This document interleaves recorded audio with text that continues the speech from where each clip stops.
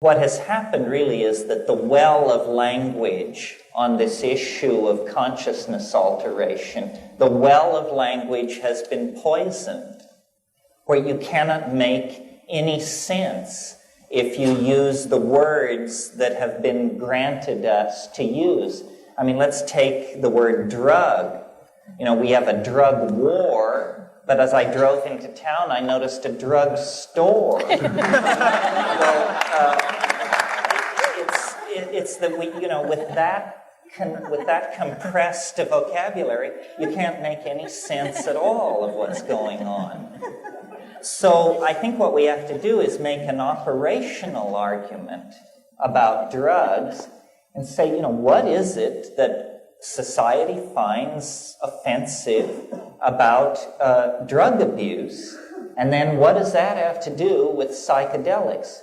Well, my own analysis of this is that what is offensive about drug abuse is a unconscious, repetitious, and demonstrably destructive pattern of behavior.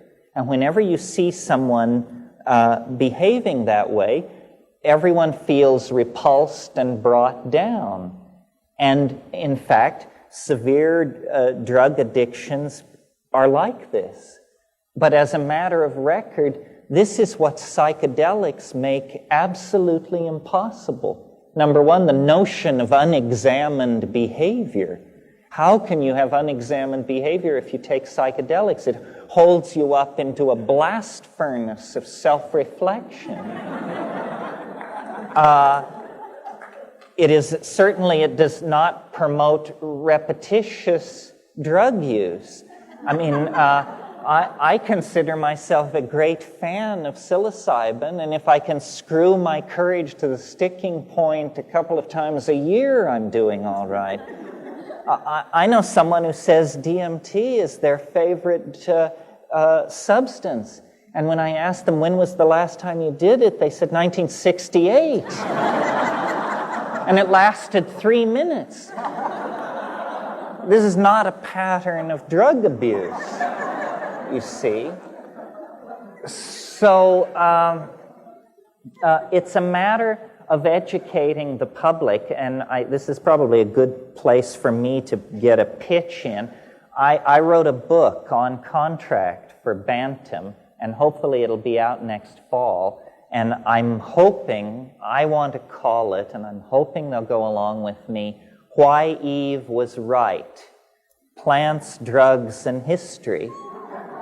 Because right there, in the beginning of the Western story in Genesis, what you get is it's the story of history's first drug bust.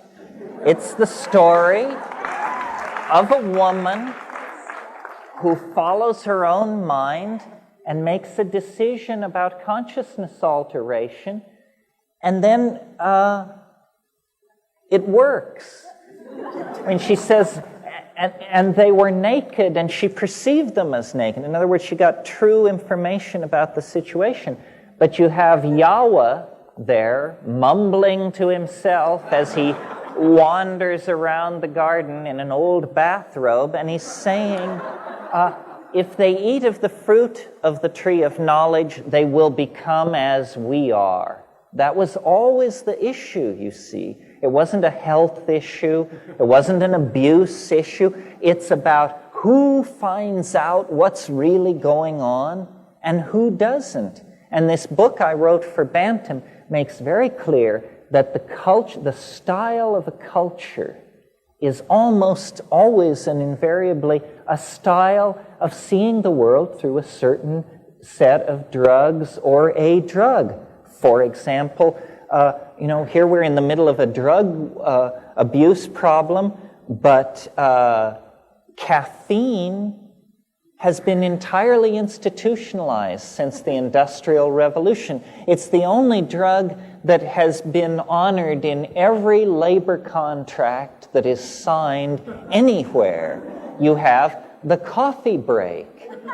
The coffee break is the workers guarantees the workers' right to stimulate themselves, and in fact, ultimately obligates the workers to stimulate themselves, because the machines and the task that they have been given totally reinforce the need for coffee. And the typing pool couldn't exist without coffee. Similarly, alcohol is tremendously spun in to patterns of male dominance. How many women have their first sexual imprinting in an atmosphere of male dominance and alcohol abuse? I mean, it almost goes hand in hand. And certainly up until the 20th century, there was about 800 years there when I don't think anybody got laid in Europe unless they were juiced. Because, first of all, people didn't bathe enough to make it an appetizing thing to contemplate unless, you were, pretty lit. So,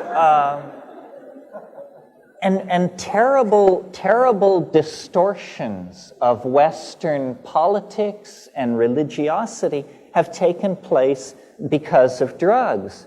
For example, and this is to me one of the most shocking examples imaginable, slavery died with the fall of the Roman Empire. Rome had a system of labor called the latifundia, which was essentially a slave work crew. And that institution died with the fall of Rome.